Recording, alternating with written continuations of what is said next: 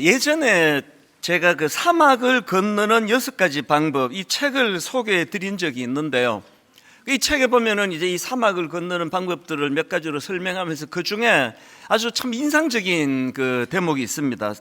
사막을 건너는 방법 중에서 모래에 갇히면 타이어에서 바람을 빼라. 그러니까 이런 대목이 있습니다. 전에 말씀드렸지 않습니까? 인생은 하나도 변함이 없는 그런 산을 오르는 거가 인생이 아니다. 인생은 너무나 가변적인, 그래서 바람 한번 휙 불면 있던 도로가 없어져 버리고 또 바람 한번 휙 불면 없던 도로가 생기는 너무나 많은 변화가 있는 이 사막을 횡단하는 것 같은 게 이게 인생이다. 너무 그게 와닿는 겁니다. 누가 그걸 원했습니까만 병이 찾아오고 실직을 하게 되고 가정의 아픔을 겪고, 이게 바로 이 사막 같은 가변적인 상황에 놓이는 것 때문입니다. 그러다가 보니까 이 사막 같은 인생을 살아가다가 보면은 우리는 때때로 이 모래에 갇히는 것과 같은 이런 당황스러운 상황을 만난다는 겁니다. 이게 왜 위험한가 하면은요, 이 바퀴가 사막 모래에 빠져버리면 평상시 자기가 자랑하던 운전 실력, 경험, 이 하나도 소용이 없어지는 거거든요. 그렇기 때문에 이 인생의 바퀴가 사막 모래에 빠지는 이런 당황스러운 일을 만나게 되면은 타이어에서 바람을 빼라는 겁니다. 여기서 말하는 그 타이어의 바람을 빼는 게 뭘 뜻하는지 대략 짐작할 수 있지 않습니까? 그동안 자기가 의지했던 경험, 지식, 그리고 또 이런 교만한 태도 있지 않습니까? 나는 내 인생을 책임질 수 있어. 내 인생의 타이어는 튼튼해, 문제 없어. 그래가지고 이제 스스로 그 모래에서 빠져나가려고 발버둥을 치면 점점 깊이 빠져들어가는 거거든요. 그래서 우리가 이 땅을 살아가다가 이런 위기를 만나면 이제 자기가 뭘 해보겠다고 자꾸 발버둥 치는 게 아니라 타이어의 바람을 빼는 거죠. 힘을 빼야 된다는 거죠. 이런 의미에서 지난주에 우리가 살펴본 시편 147편 10절 11절이요. 여호와는 말의 힘이 세다 하여 기뻐하지 아니하시며 사람의 다리가 억세다 하여 기뻐하지 아니하시고 여호와는 자기를 경외하는 자들과 그의 인자하심을 바라는 자들을 기뻐하시는도다. 지금 내 인생의 타이어가 사막 모래에 빠져있는 이것만 두려워하지 말고 그것들을 뛰어넘어 일하시는 여호와 하나님을 경외하면, 그래서 내 힘 빼고 하나님을 의지하면 이런 위기에서 빠져나갈 수가 있다. 그런 내용의 메시지가 바로 이제 사막에서 바퀴가 모래에 빠지면은 이제 힘 빼야 된다. 타이어 바람을 빼야 된다. 그게 주는 메시지가 이런 것 같습니다. 저는 오늘 본문 말씀도 이런 차원으로 살펴볼 수 있다고 생각을 합니다.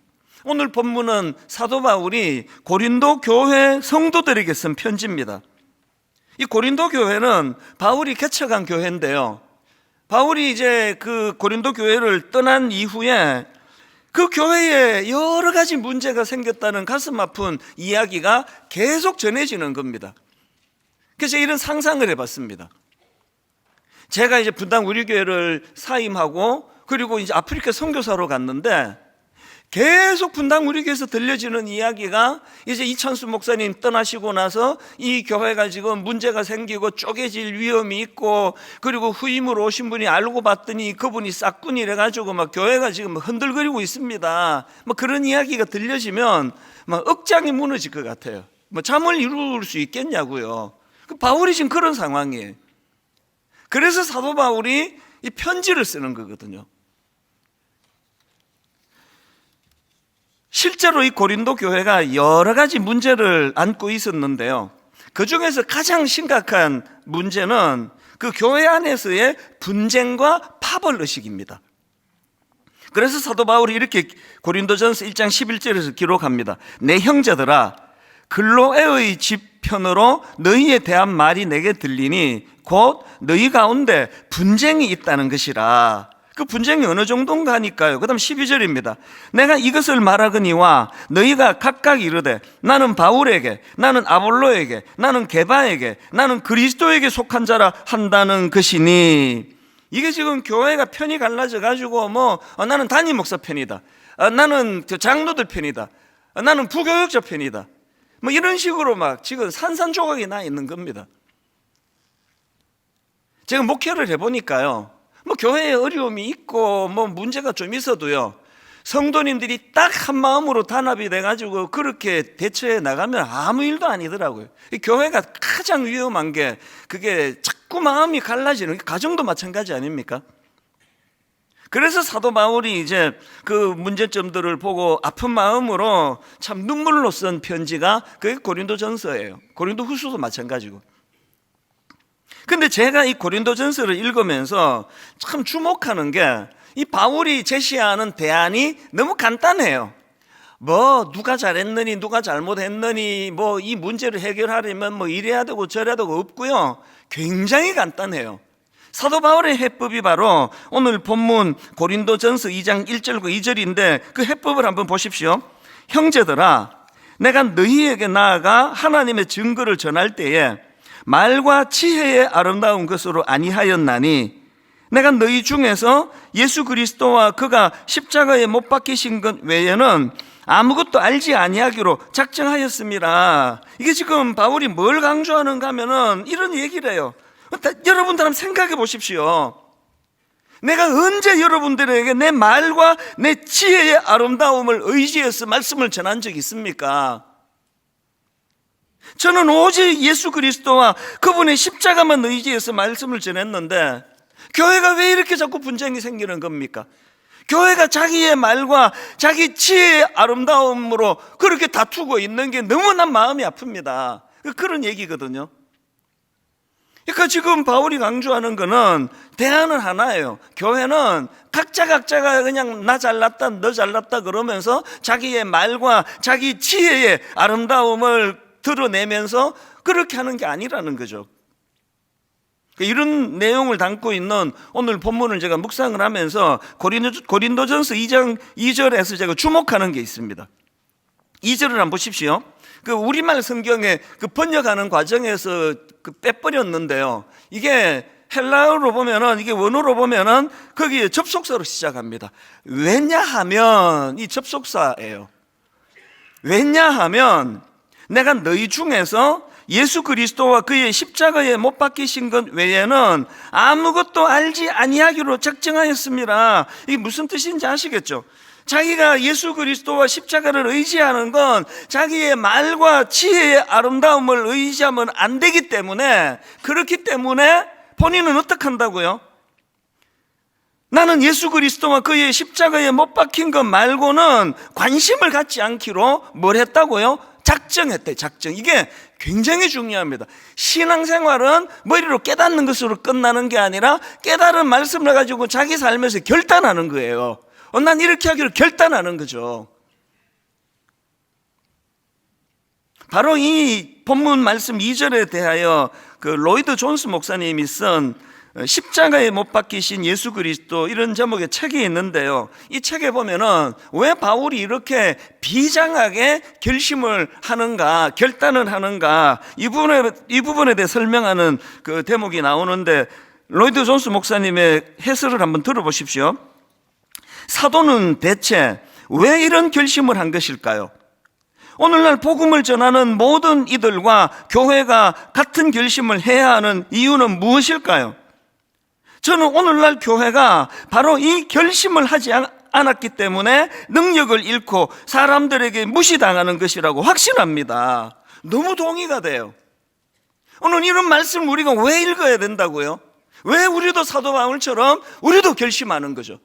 나는 이제 예수 그리스도와 그분의 십자가 외에는 의지하는 것이 아무것도 없기를 원합니다. 왜 이런 아무도 없기를 결단합니다. 결심합니다. 왜 이게 필요한가니까요. 지금 여러분, 한국 교회도 참 가슴 아픈 현실 아닙니까? 교회가 지금 능력을 잃어버리고 그래서 세상 사람들에게 지금 무시당하고 있는 게 현실 아니냐고요. 이 옛 어른의 그 깊은 영성을 가진 이 목사님의 진단에 따르면 왜 이렇게 됐냐고요? 우리가 이 바울과 같은 이런 결단을 하지 않기 때문이라는 겁니다. 그래서 여러분, 새해가 되면은 많은 결심을 하지 않습니까? 이제 내가 건강을 위하여 내가 운동을 해야 되겠다. 그래서 이제 막 헬스클럽 끊고 막 1년치 끊었는데 이제 2주밖에 또 안 하고 뭐 그것도 문제긴 한데요. 또 막 결심을 하잖아요. 내가 새해에는 이제 내가 새벽에 일어나기로 결심했다. 내가 이제 성경을 내가 좀 읽어야 되겠다. 새해에요, 운동을 해갖고 뭐 건강을 찾기 위해서 그 운동을 결심하는 것도 좋은 일이고 새벽에 일어나는 것도 다 좋은데요. 예수 믿는 저와 여러분이 이제 이 새해에 해야 되는 결심이 있다면 우리도 사도 바울처럼 이제 나는 예수 그리스도와 십자가만 의지하겠다. 이 결단이 우리에게 좀 필요하다는 거거든요. 그래서 제가 오늘 이 본문 말씀을 가지고 묵상을 하면서 사도 바울이 하는 이런 결심, 이런 결단, 그 내용이 왜 이게 인생에 유익하냐, 이거를 제가 두 가지로 제가 정리를 해드리려고 하는데요. 이 바울의 결심이 가진 두 가지 의미가 뭐냐? 첫째, 이게 능력 회복의 문제예요.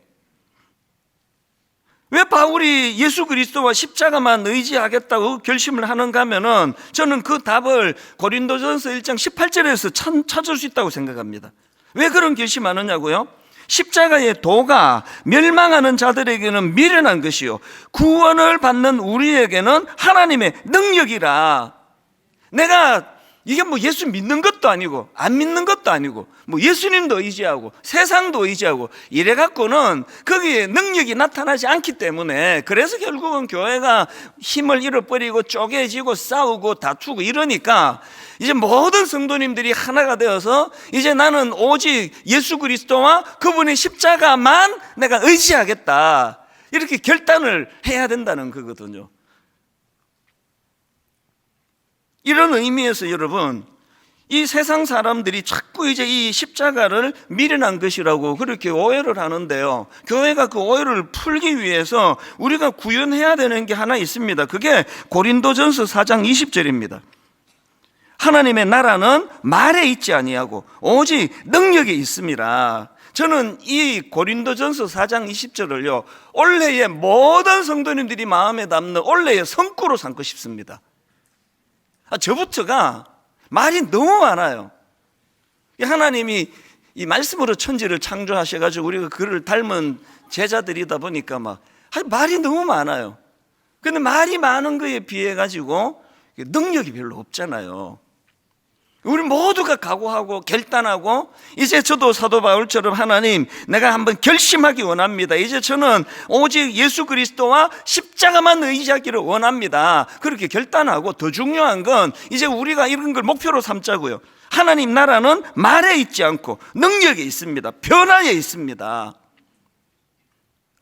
자꾸 이상하게 교회 와서 시험에 드는 분이 계시는데요. 아니 교회에 이상한 사람이 왜 이렇게 많아? 그리고 이제 다락방 모임 같은데 한번 딱 가보고 안 가. 그 다락방 갔더니 막 그 이상한 사람들이 너무 많아. 나 안 갈래. 그게 다 오해예요. 아니 여러분, 교회에는 원래 이상한 사람들이 모이는 데예요. 아니 병원에 그 아픈 분들이 가시는 거 아닙니까? 아니 무슨 병원에 막 쌩쌩하고 건강한 사람들로 꽉 차 있으면 그 병원 문 닫아야 되는 거 아니냐고요. 교회는요, 영적인 병원이에요. 이상한 사람들이 모여요. 막 세상에서 나고자 막 받아주지도 않고 막 저렇게 이상해가지고 그 세상에서 누가 받아주느냐고요. 그런 사람들을 받아주는 게 교회입니다. 그래서 뭐 진짜 교회는 이상한 사람들이 많아요. 제가 봐도 지금 한 쓱 둘러보세요. 뭐 다 이상해요. 여러분이 쏙 봤는데 뭐 다 멀쩡하고만 그러면 그 자기가 이상한 거예요 지금. 여러분의 담임 목사 뭐 옛날에 저 참 이상했으면 괴팍하고요. 뭐 지금도 그런데요. 공사 중이죠. 나아지고 있죠. 저는요 작년에 이 손톱이 빠질 것처럼 그래서 다 죽었다가 완전히 살아나는데요. 새해가 밝았어도 이게 내 인생의 교훈이에요. 이걸 만져보면 이게 울퉁불퉁해요. 아무 일 없었던 이쪽 손톱은 매끈매끈한데 이거는 울퉁불퉁, 이게 은혜예요. 못생겼어요 지금도. 근데 이게 지금 공사 중이라니까요. 좋아지고 있는 거거든요. 이게 우리예요.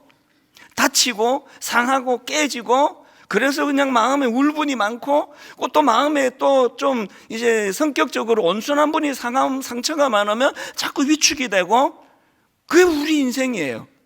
우리는 성화를 향해, 저는 확신하거든요. 이제 이 오른 손톱도요, 반드시 이제 정상으로 돌아올 거라고 저는 채근하지 않아요. 기다려주면서, 이게 습관이 됐습니다. 계속 제가 만져요. 이 은혜가 되는 거죠. 이게 저였는데. 그래서 여러분, 교회는요, 이상한 사람이 많아서 문제가 아니라요, 문제가 뭐죠? 교회가 이상한 사람이 왔는데 안 변하는 게, 그게 이상한 거라는 거죠. 제가 최근에 어느 교회가요, 신천지 때문에 몸살을 앓았는데, 와, 놀랍습니다.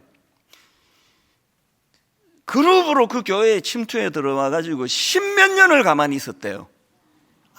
아무런 반응도 하지 않고, 그러다가 이게 이제 드러나면서 교회가 막 엄청 어려운 일을 지금 겪고 있는다 그래가지고 제가 이게 놀랐습니다. 그리고 분당 우리 교회 안에도 있대요. 저는 기도하죠. 하나님, 여기 분당 우리 교회에도 신천지가 지금 그렇게 침투시켜가지고 지금 10년째 지금 이 안에 다락방에도 나가고 다 그렇게 하고 계시는 분이 계시면 저는 기도해요. 하나님, 그들이 10년 동안 이 교회를 다니고 말씀을 듣기 때문에 10년 지나고 완전히 복음으로 회복되기를 원합니다. 그럼 변화가 일어나면 되는 거 아닙니까? 그런 분 저는 많을 거라고 믿거든요. 혹시 이 중에 지금 신천지에서 몰래 왔다가 은혜 받고 변화되면 손 들어보세요. 아니, 괜찮아요. 이거 진짜, 이거는 박수 쳐드릴 일이거든요. 다시 말씀드립니다. 자꾸 교회는 왜 이렇게 이상한 사람이 많아, 그러지 마세요. 병원에 가가지고 왜 이렇게 환자가 많아, 짜증나. 그럼 그분이 이상한 거잖아요. 교회는 이상한 사람을 받아주는 것이에요. 그런데 교회는 아까 뭐라 그랬죠? 하나님의 나라는 말에 있지 않고 오직 능력에 있습니다. 이론 받아 적는 게 그게 예배가 아니고요, 하나님의 능력이 나타나는 그 현장이 예배거든. 여러분 한번 저를 더 따라해 보시면 좋겠습니다. 한번 따라해 보세요. 하나님의 나라는 말에 있지 아니하고 오직 능력에 있습니다. 참, 저 사람이 이상한 사람이었고 내가 이상한 사람이었는데 그 능력 있는 복음의 말씀 앞에서 내가 이상하네, 나 이런 사람 아닌데, 아니 왜 자꾸 저 사람이 내가 용납이 되지? 난 이런 사람 아닌데, 내 자꾸 어떻게 저 사람 용서가 되지? 아니 이 대목에 내가 지금 불같이 화가 나야 되는데 아니 이렇게 화가 안 나지? 이상하네. 이게 남 얘기가 아니고 저 얘기예요. 그러면서도 아직은 울퉁불퉁해요. 점점 좋아질 거라는 그 기대감을 가지고, 확신을 가지고, 그래서 이걸 만질 때마다 낙심이 되는 게, 이게 아직도 울퉁불퉁한 애가 아니에요. 반드시 변화될 깨끗해질 이 손톱을 제가 기대하면서 이거를 이렇게 습관적으로 만질 때마다 하나님 앞에서 이게 내 모습인데, 이게 교회예요. 능력이에요, 능력. 여러분, 창세기 1장에서 하나님이 그 흑암과 혼돈 가운데 빠져있던 그 상황에서 하나님의 창조 사역이 창세기 1장에서 시작이 되는데, 저는 여기서 반복되는 그 패턴을 너무 은혜를 최근에 다시 받았습니다. 창세기 1장 1절에서 태초에 하나님이 천지를 창조하시니라 그렇게 선포하시고는요, 3절을 한번 보십시오. 하나님이 이르시되 빛이 있으라 하시니 빛이 있었고, 이 패턴이 계속됩니다. 자, 1장 6절 한번 보십시오. 맨 먼저 시작하는 게 뭡니까? 하나님이 이르시되 물 가운데 궁창이 있어 물과 물로 나뉘라 하시고, 하나님이 궁창을 만드사 궁창 아래에 물과 궁창 위에 물로 나뉘게 하시니 결론 그대로 되니라. 시작이 하나님이 이르시더고요, 결과가 그대로 되니라. 하나님이 이르시되 그대로 되니라. 하나님이 이르시되 그대로 되니라. 이게 뭘 이야기하느냐고요. 하나님 말씀이 가진 능력이에요. 변화시키는 능력.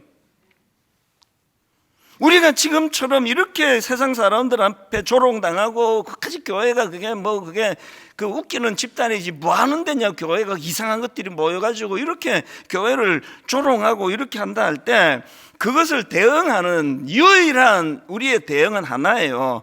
하나님의 능력을 경험하는 거죠. 하나님의 능력. 그래서 나도 그 예수 믿기 전에는 당신처럼 그렇게 생각했는데 내가 예수 믿고 그게 아니더라. 교회는 능력이더라. 변화를 일으켜 주더라. 내 안에서 이상한 그 신기한 마음이 무너지고 낙심되고 절망되는 상황에서도 신비하게 주님이 주시는 기쁨이 새 노래를 만드는 걸 경험하더라. 당신도 와서 이거 한번 경험해봐라.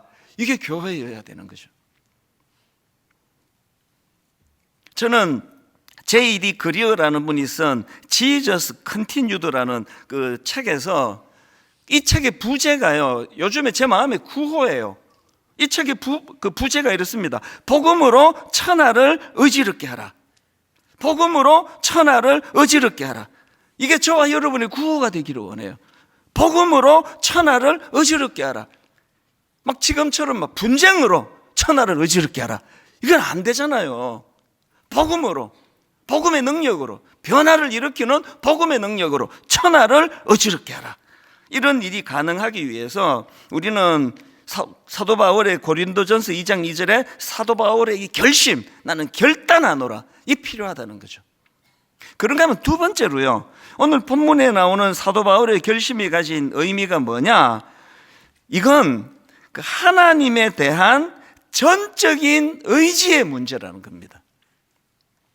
지금 바울이 나는 그리스도와 십자가 외에는 아무것도 알지 않겠다, 이 결심이 중요한 이유는요, 자기가 이제 주님에게 집중할 때에 아까 거기서 능력이 나타나는데요. 그래서 여러분, 누가 이제 회사 갔더니 여러분 보고 근데 그 종교가 있습니까? 그러면 여러분이요, 나 기독교입니다. 그리고는 나 예수 믿습니다. 이렇게 말씀을 만약에 여러분 하시잖아요. 그 뜻은요, 나는 예수 믿습니다. 이 말은요, 나는 예수님만 믿습니다. 이런 뜻이에요.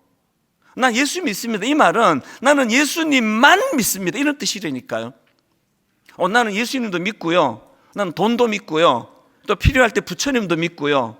또 알라신도 믿습니다. 그건 예수 믿는 게 아니에요. 나는 예수 믿습니다. 이 신앙 고백에는 나는 예수님만 믿습니다예요. 그래서 사도 바울이 지금 나는 그리스도와 십자가 외에는 아무것도 알지 않기로 나는 결심했다, 결단했다, 이거는 나는 예수 제대로 믿겠다, 그 표현이에요. 왜 그래야만 하느냐고요? 왜 여러분이 예수님만 믿어야 되는지 아십니까? 이건요, 그 주님에 대한 전적인 의지의 문제예요. 예수님이 하신 말씀이 요한복음 15장 5절입니다. 나는 포도나무요 너희는 가지라. 그가 내 안에 내가 그 안에 거하면 사람이 열매를 많이 맺나니 나를 떠나서는 너희가 아무것도 할 수 없습니다. 그리고 요한복음 15장 4절이요. 내 안에 거하라. 나도 너희 안에 거하리라. 가지가 포도나무에 붙어 있지 아니하면 스스로 열매를 맺을 수 없음같이 너희도 내 안에 있지 아니하면 그러하리라. 지금 주님의 이 말씀은요, 지금 이 가지가 포도나무에 붙어 있는 건 이건 생존이에요. 이거는 삶과 죽음의 문제예요. 그래서 저희 교회는 강단에 꽃꽂이를 안 합니다. 뭐 예산 제약도 있고 여러 가지 이유가 있지만 저는 어떨 때 그 예쁘게 꽃꽂이한 꽃을 보면 어떨 때 슬퍼요. 어떨 때 진짜 슬퍼요. 그 멀쩡하게 지금 가지에 붙어있던 꽃을 우리 필요 때문에 그거 뚝 꺾어가지고 그래서 이 꽃꽂이를 해놨는데요, 우리 필요를 위해서 그 꽃 가지에서 이 꽃을 꾹 꺾는 그 순간 이 꽃이 죽은 거예요. 이 꽃꽂이를 보면 슬퍼요. 이건 이미 누군가에 의해서 죽은 꽃인데, 그래가지고 이 꽃꽂이 한 게 뭐 한 달 가는 걸 봤습니까? 가지에 붙어 있을 때 영양 공급받고 하던 그것이 연장돼가지고 버티고 있는 거예요. 여러분, 지금 하나님 없이 이 세상에서 너무나 그냥 화려하고 막 엄청난 분들을 보면은 저는 항상 꽃꽂이로 생각해요. 지금 너무나 아름다운데, 이게 아름답고 덜 아름답고의 문제가 아니에요. 왜 여러분 우리가 나는 예수님만 믿습니다라고 고백을 해야 되는가 하면, 그거는 지금 가지가 포도나무에 붙어 있기 위한 몸부림이에요. 안간힘을 쓰는 거거든요. 제가 2주 전에 저희 어머니 소천 소식을 듣고는요, 이게 뭐 이제 연말에 막 이제 비행기표 구하기도 너무 어렵잖아요. 그래서 막 부랴부랴 막 그렇게 해가지고 이제 급하게 장례 치르려고 이제 비행기를 탔는데요, 그 와중에 제가 비행기에서 읽을 책을 4권을 갖고 갔어요. 그리고 노트북을 갖고 가서 그걸 옮겨 적고 하려고 그렇게 막 무겁게 해가지고 갔는데요, 그 4권 중에서 유독 제가 계속 반복해서 읽었던 책이 있는데요, 그게 아까 소개해드렸던 로이드 존스 목사님이 쓴 십자가에 못 박히신 예수 그리스도, 이 제목의 책이에요. 아주 얇은 책인데요, 지금 어머니 장례를 치르러 가는 너무 가슴 아픈 그 상황 속에서 제가 왜 이 책을 계속 읽었을까요? 우리 하나님은 참 놀라운 분이에요. 제가 사실 어머니가 돌아가시기 전에 이미 이제 새해는 분당 우리 교회가 부흥을 선언하기를 원한다. 이제 한번 분당 우리 교회는 일어설 것이다. 한번 달려갈 것이다. 꿈을 꿀 것이다. 이런 마음의 소원을 주셨기 때문에, 그래서 제가 오래전부터 이제 2024년 새해 첫 주 첫 예배는 이제 오늘 이 본문, 오직 그리스도와 그분이 십자가를 선포하는 것으로 내가 말씀을 전할 것이다, 이렇게 이미 준비해 놓은 거거든요. 그런데 하나님께서는 저 개인에게 먼저 그 일을 하나님께서 허락해 주셨어요. 그래서 제가 비행기에서 그 책을 읽으면서 마음으로 많이 다짐을 했습니다. 고린도전서 2장 2절 오늘 본문이요, 내가 너희 중에서 예수 그리스도와 그가 십자가에 못 박히신 것 외에는 아무것도 알지 아니하기로 작정하였습니다. 고린도전서 1장 18절, 십자가의 도가 멸망하는 자들에게는 미련한 것이요 구원을 받는 우리에게는 하나님의 능력이라. 그 책을 보면서 그 비행기 타고 장례 끝나고 돌아오는 중에도 또 읽었습니다. 이걸 제가 다짐을 했더니 우리 하나님께서 저에게요, 제 마음을 맴돌게 하는 찬양을 주셨습니다. 이것도요, 장례가 났기 때문에 이 찬양을 제가 받은 게 아니고, 2024년은 분당 우리 교회가 다시 한번 제2의 전성기를 꿈꾸고 부흥을 꿈꾸고 은혜를 누리기를 원한다고, 그래서 이제 오늘 본문 말씀을 계속 묵상했더니 하나님이 이 찬양을 저에게 주신 지는 한두 달 됐을까요? 그랬는데 이게 본격적으로 제 마음에서 작동을 이 찬양이, 심지어는요, 장례식 중에 하나님이 제 마음에서 막 이 찬양을, 가사를 제가 다 못 외워요. 그래서 이제 다 가사를 부르지도 못하는데 막 제가 애를 쓰면서 이 찬양의 곡조를 가지고 막 그렇게 이제 장례식장에서 많이 울기도 하고 그랬었습니다. 이 찬양이요, 찬양의 심포니라는 제목의 찬양입니다. 제가 가사를 한번 읽어 드릴게요. 우주의 작곡자요 지휘자가 주의 오케스트라 앞에 서네, 피조물은 정교한 악기들로 하늘의 물이 환호하네. 여러분, 신앙생활에서 중요한 건 상상력이에요. 영적인 상상력을 가지고 지금 이 가사가 묘사하는 그 장면을 한번 머리로 한번 그려보세요. 그 다음 가사가 이렇습니다. 찬란한 사계절 박자를 알리네, 주님 신호에 태양 새벽 나팔부네. 지금 아침 일출을 이렇게 지금 묘사한 거예요. 회오리 바람 힘차게 불어와 지휘봉에 맞춰 몰아치네. 대양의 파도가 해안을 두들기고 은하수 춤추며 회전하네. 거칠은 박자로 빗방울 떨어지네. 천둥과 번개도 손뼉치네. 심포니로 찬양, 주님께서 지휘하시네. 크고 작은 만물들 모두 소리 높여 심포니로 찬양해. 그리고 그 다음 가사가 주님을 이렇게 찬양합니다. 존귀 존귀 죽임당하신 어린 양 심포니로 찬양, 옛부터 계신 주님께 영광. 크고 작은 만물들 모두 소리 높여 심포니로 찬양. 존귀 존귀 죽임당하신 어린 양, 존귀 존귀 어린 양 예수 심포니로 찬양, 심포니로 찬양. 장례식이 지금 벌어지고 있는데 미국은 또 그 고인의 그 장례관을 열잖아요. 그렇게 예쁘게 화장을 하고, 그래서 제가 막 어머니가 이게 막 잘 잤다 그러고 막 일어나오실 것 같은 거예요. 그 눈물의 장례식 가운데 하나님이 찬양을 제게 주셨어요. 그리고 하나님이 놀라운 깨달음을 주셨는데요, 이 찬양을 막 아마 한 수십 번, 수백 번을 제가 계속 되뇌었을 겁니다. 그러는 가운데 하나님이 주신 두 가지 깨달음이 이거예요. 지금 내 영혼이 연주자로 하나님 앞에 서기를 원한다면 내 인생의 지휘자는 예수 그리스도세요. 여러분, 내 인생의 지휘자, 저는요 소천으로 인한 어머니의 부재가 너무 마음이 아파요. 그리고 저는 어머니의 영향을 많이 받은 사람이에요. 그러나 여러분, 저는 확실하게 선포합니다. 제가 어머니 영향을 많이 받은 사람 확실한데요, 그러나 여러분, 저의 어머니는 내 인생의 지휘자가 아니세요. 내 인생의 지휘자는 예수 그리스도세요. 저희 어머니는요, 주님의 지휘에 인생을 온전히 맡겼던 저의 선배 연주자세요.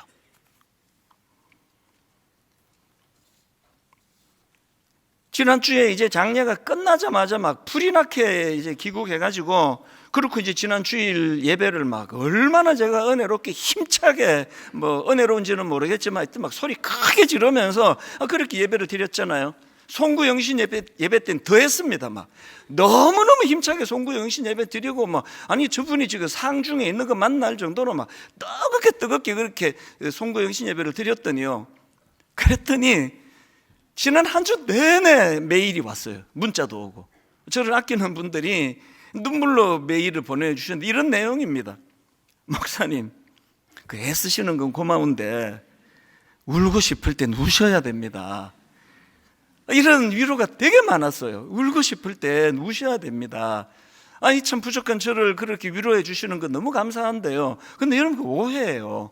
제가 이제 울고 싶은데 참는 게 아니고요, 제가 지난 주일 예배, 송구영신 예배, 오늘 이 시간 제가 하나님 앞에서 가슴이 뜨거워지는 거, 여러분 그 슬픈 거 맞거든요. 그리고 한편으로 눈물도 사실 맞아요. 그러나 제가 하나님 앞에서 내 인생의 지휘자는 예수 그리스도시고 어머니는 그 불편한 몸을 훌훌 벗고 이제 천국으로 가셨다면, 나는 여전히 우리 어머니의 지휘자가 되시고 내 인생의 지휘자가 되시는 그 주님만 바라보면 아무 문제가 없다는 것, 이걸 자꾸 하나님이 제 마음에 주세요.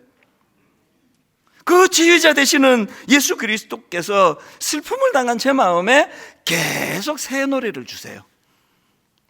그런가 하면은 제가 이렇게 힘을 낼 수 있는 이유는요, 지난주에 막 그렇게 소리 지르면 제가 설교할 수 있었던 거는 저의 선배 연주자 되시는 어머니가 뭘 원하시는지를 너무 잘 알기 때문입니다. 이미 여러 차례 저에게 유언을 주셨어요. 너는 목사다. 어떤 상황에서도 예배에 지장을 주면 안 된다. 네 감정 때문에 말씀 준비 소홀히 하면 안 된다. 어떤 경우라도 성도 사랑하는 일, 네가 네 자식들을 사랑하는 거 내가 아는데 네 자식을 사랑하는 그 이상으로 성도들을 사랑해야 된다.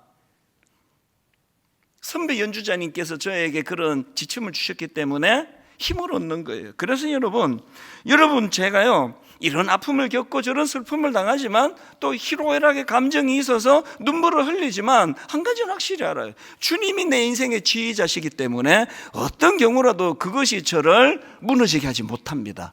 여전히 그분은 나를 지휘하고 계시기 때문에. 그런가 하면 또 하나 깨달음이 있었는데요, 제가 이 찬양의 심폰이라는 찬양을 묵상할 때 깨달은 게, 우리 삶의 지휘자가 예수 그리스도라면 우리 삶에 그분이 원하시는 악보가 필요하다는 거죠. 악보. 이 악보가 그분이 주신 성경이에요. 우리 성가대를 보면은 어떨 때 다 이제 악보 안 보고 외워서 하잖아요. 그건요, 악보 없이 제멋대로 한다는 게 아니에요. 악보를 너무 소중히 여기기 때문에 일단 외우신 거예요. 그리고 지휘자 보고 집중해서 그렇게 아름다운 찬양이 연주가 되는 거 아닙니까? 분당 우리 교회는 말씀 묵상, 이찬수 목사가 이 교회 지휘자고요, 이찬수 목사가 악보고요. 그러면 이 교회는 망하는 게 나아요. 지휘자는 예수 그리스도시고 그분이 원하시는 악보.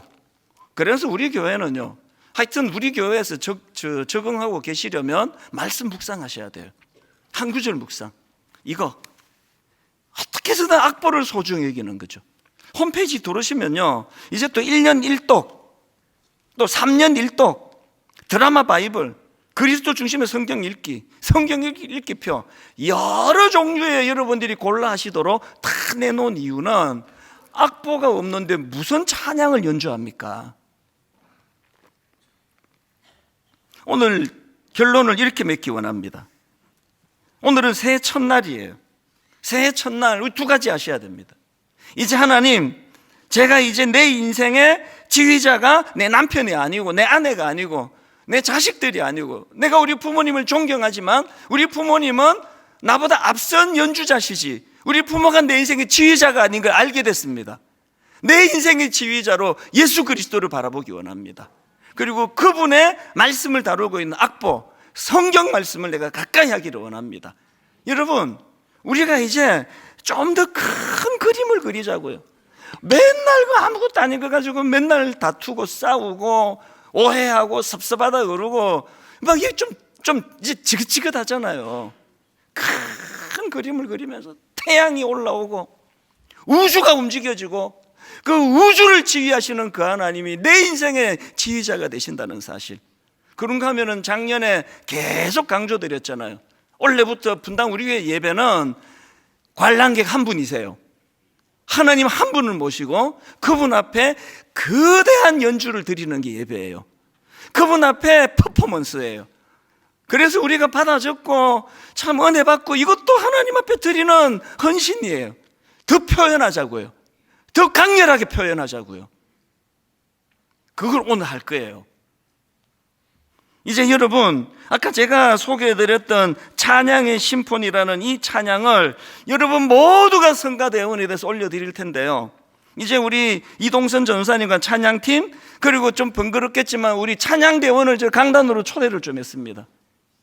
우리 한번 모든 성도님들이 거대한 퍼포먼스, 유일한 관람객 되시는 하나님 앞에서 이 찬양을 올려드릴 텐데요, 먼저 오래전에 저희 연합성가대에서 이 찬양의 심포니를 연주를 했는데요, 이제 먼저 이걸 한번 들어보세요.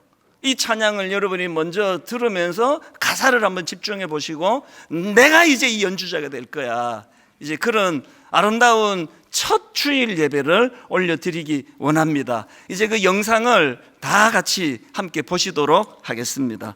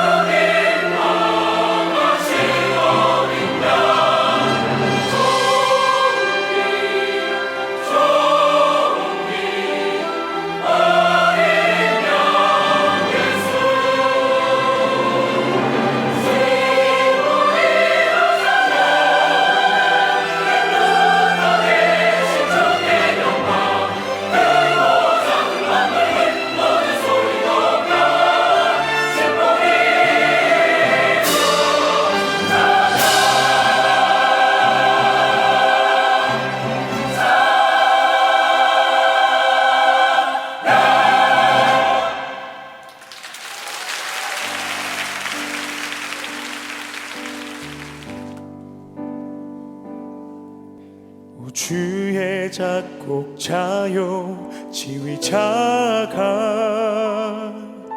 주의 오케스트라 앞에 서네 비좁은 정교한 악기 들고 하늘의 물이 환호하네.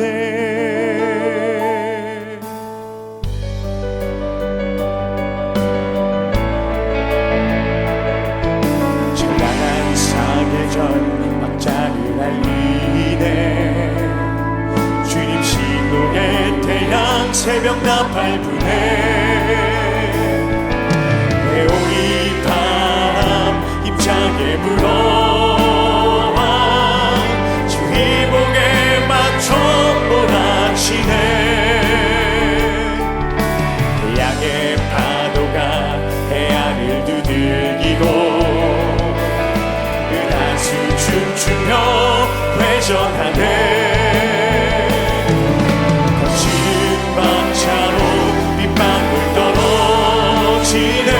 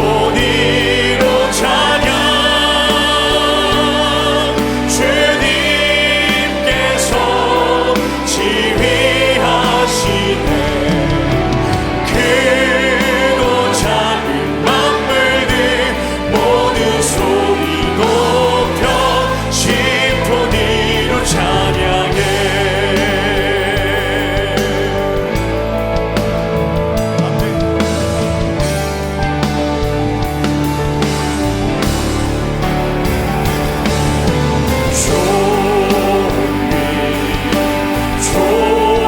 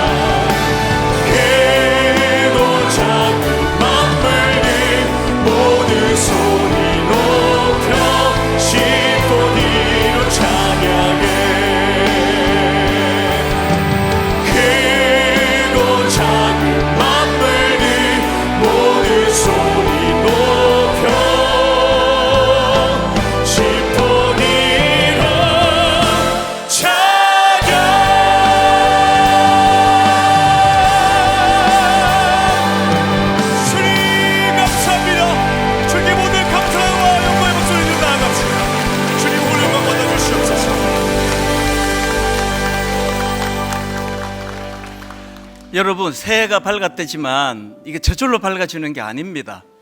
달력 뜯는다고 밝아지는 게 아니고요, 우리 영혼에서 찬양이 울려 퍼질 때, 그때 밝아지는 거거든요. 이 예배 이 영상하고요, 또 우리 아까 연합 찬양대가 불렀던 영상을 홈페이지와 유튜브에 바로 올려드립니다. 저처럼 막 듣고 또 듣고 또 듣고 또 들으세요. 그리고 다짐하세요. 내 인생의 지휘자가 예수 그리스도이시기를, 그리고 그분이 원하시는 악보 말씀을 내가 묵상하고 사랑하겠노라고. 그래서 하나님, 이 세상은 해가 바뀌어도 달라진 게 하나도 없습니다. 들리는 소리가 우울하고, 누가 무슨 범죄를 했고, 누가 뭐 어떻게 죽었고, 이런 우울한 소리가 들려지는 시대 속에서도 여전히 내 영혼을 지휘하시는 분은 예수 그리스도시기 때문에 그 어두움의 영향을 받아 우울한 인생이 아니라, 여전히 여러분 말씀드렸잖아요. 내 영향을 많이 받은 제 어머니지만, 어머니가 돌아가신 그 사건이 저에게 눈물을 주고 아픔을 주는 건 사실이지만, 이제 육신을 훌훌 벗어 주님 앞에 천국에 계시는 어머니를 생각하며 감격하고 감사하고, 또 새 노래를 주셔서 여전히 마음에서 기쁨으로 노래하는 이 은혜가 저뿐만 아니라 모든 성도님들에게 임하게 되기를 원합니다.